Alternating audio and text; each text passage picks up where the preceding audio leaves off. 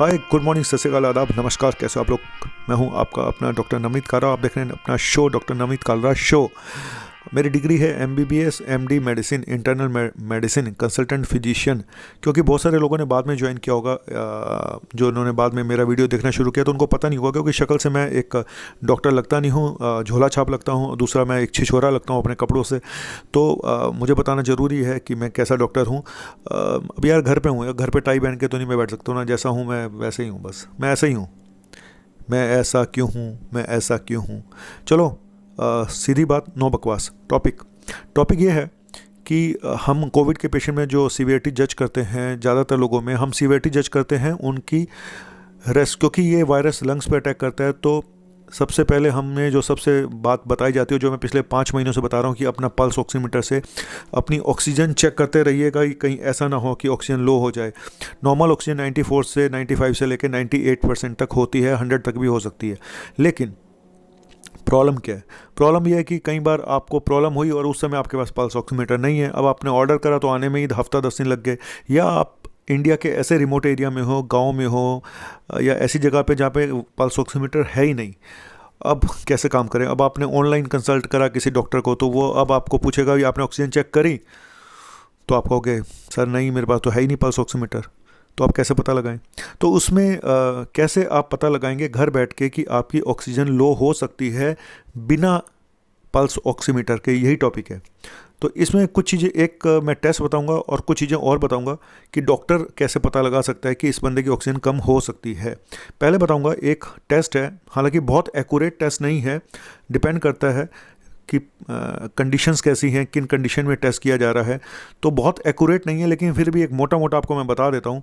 इसको कहते हैं रॉथ स्कोर। आप नेट पे अगर सर्च करना चाहें रॉथ स्कोर, आप पता कर सकते हैं। इसमें क्या होता है कि एक सांस में आप कितना काउंट कर सकते हो और कितनी देर तक आप अपनी सांस को होल्ड कर सकते हो। ठीक है, काउंटिंग करनी है बेसिकली। 30 तक काउंट करके देखो। सांस पहले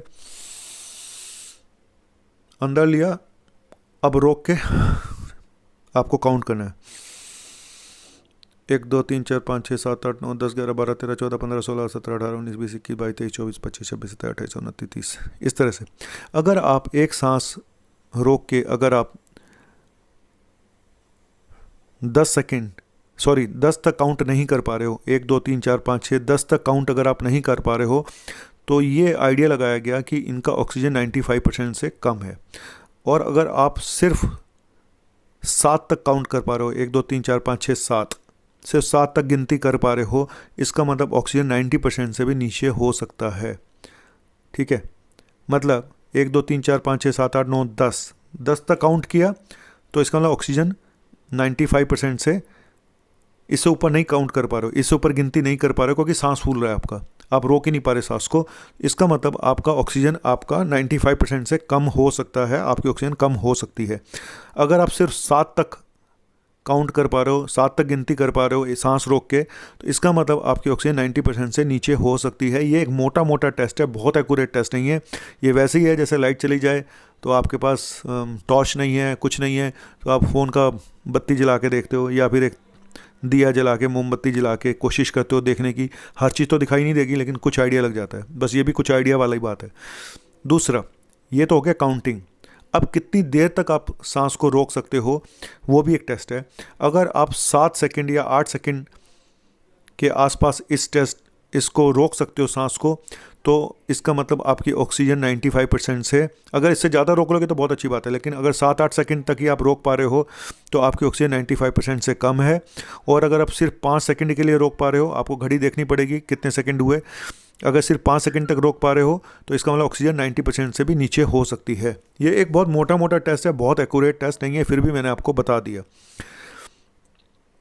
अब और क्या तरीके होते हैं पता लगाने के? हम जो डॉक्टर होते हैं, हम फ़ोन पे ये पूछते हैं कि क्या, जब वो पूछते हैं उससे प्रॉब्लम क्या, तो कई बार पेशेंट की इतनी सांस फूल रही होती है कि वो अपनी प्रॉब्लम एक सेंटेंस में कंप्लीट नहीं कर पा रहा होता है। तो वहाँ से भी हमें आइडिया लग जाता है कि भाई इस पेशेंट को प्रॉब्लम हो रही है, जो बोल भी नहीं पा रहा है, नंबर 1। नंबर 2, उससे ये पूछो कि भाई कई बार क्या होता है ना, हमें लगता है कि हमारी सांस फूल रही है, लेकिन होता नहीं। साइकोलॉजिकल भी तो होता है, एंग्जाइटी से भी तो होता है।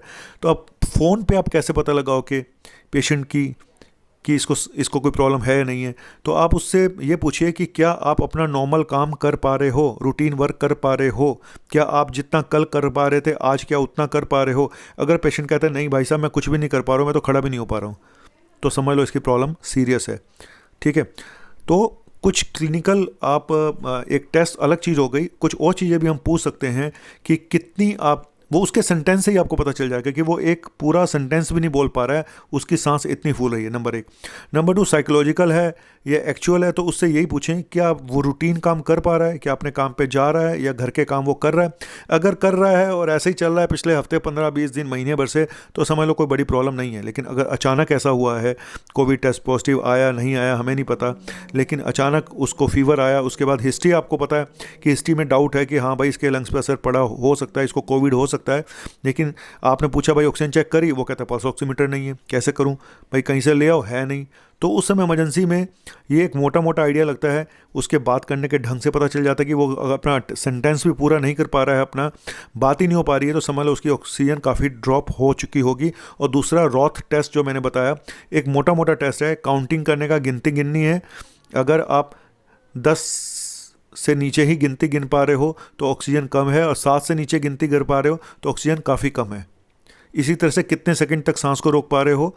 ठीक है, अगर सिर्फ 7 सेकंड तक आप सांस को रोक पा रहे हो तो 95% ऑक्सीजन नीचे है, 95 से नीचे है। और अगर आप सिर्फ 5 सेकंड तक सांस रोक पा रहे हो तो ऑक्सीजन आपकी और कम है, यानी 90% से भी नीचे हो सकती है, पेशेंट ज़्यादा सीरियस हो सकता है। तो ये मोटा मोटा और छोटा छोटा मैंने टेस्ट आपको बता दिया, लेकिन पेशेंट के बोलने से पता चल जाता है उसके कितना वो काम कर पा रहा था, और अचानक वो बैठ गया है, उसके बस का कुछ भी नहीं है, यहाँ से भी पता चल जाता है कि इस पेशेंट के लंग्स पे असर आ सकता है।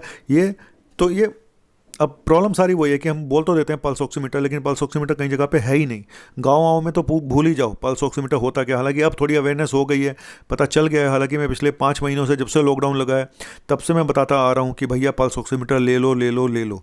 ठीक है, तो छोटा सा टॉपिक था, और अगर अच्छा लगे please subscribe my YouTube channel. और आप रॉथ स्कोर को आप नेट पे सर्च कर सकते हैं, अगर आपको काम का लगे तो करें, और नहीं तो टाइम पास तो हो ही जाएगा, कर करके अपना देखते रहो। घबराना मत, बिना बात की घबराओ जाओ, है। ठीक है, तो ये था टॉपिक, और आपको डराना मेरा काम नहीं है, सिर्फ छोटा मोटा जानकारी देने का है। तो रोज टेस्ट के अलावा भी हम पेशेंट की कंडीशन से भी पता लगा लेते हैं कि ऑक्सीजन इसकी ड्रॉप कर सकती है जब आपके पास कुछ भी नहीं होता। और एक चीज़ मैं और बताऊँगा आपको, आप जब ऑनलाइन टेली कंसल्टेशन लेते हैं, कोशिश करें कि आप वीडियो कंसल्टेशन करें, क्योंकि कई बार पेशेंट को आप एग्जामिन भी नहीं कर सकते, आप उसका फेस भी नहीं देख पा रहे हो। बहुत सारी चीज़ें पेशेंट की फेस देख के पता चल जाती है, मैं सच बता रहा हूँ, मुझे फेस देख के पता चल जाता है। पेशेंट की कंडीशन देखिए, पेशेंट डिप्रेस है, पेशेंट खुश है, और क्या प्रॉब्लम हो सकती है, उसका फेस बहुत चीज़ें बता देता है। ठीक है, तो कोशिश करें आप वीडियो कॉन्फ्रेंसिंग से ऑनलाइन टेली कंसल्टेशन करें जितना अगर हो सकता है तो। हालांकि मैं पसंद नहीं करता हूं, क्योंकि अब मैं यार टेली कंसल्टेशन के लिए कपड़े पहन के बैठना पड़ता है। वैसे तो अब नंगे भी मतलब अपने घर में तो जैसे जिस मर्जी में बैठो, बनियान में बैठ जाओ। अब कोई वीडियो कॉल करेगा तो आपको कपड़े वपड़े पहन के आराम से बाबूजी बन के बैठना पड़ेगा। हाँ भाई, हालांकि मैं ऐसे ही बाबू ठीक हूँ, मेरा बाबू मेरा शोना। हे शोना, बहुत घटिया गाना गाया ना। चलो, अच्छा लगा तो please subscribe my YouTube channel. मैं हूँ आपका डॉक्टर नवनीत कार। ऐसे छोटे छोटे स्कोर, ये स्कोर छोटे छोटे लेकर मैं सेंचुरी मार के आगे निकल जाऊँगा, और लेकिन आपकी हेल्प के बिना नहीं। ठीक है, थैंक यू वेरी मच। आपका अपना डॉक्टर नवनीत कालरा।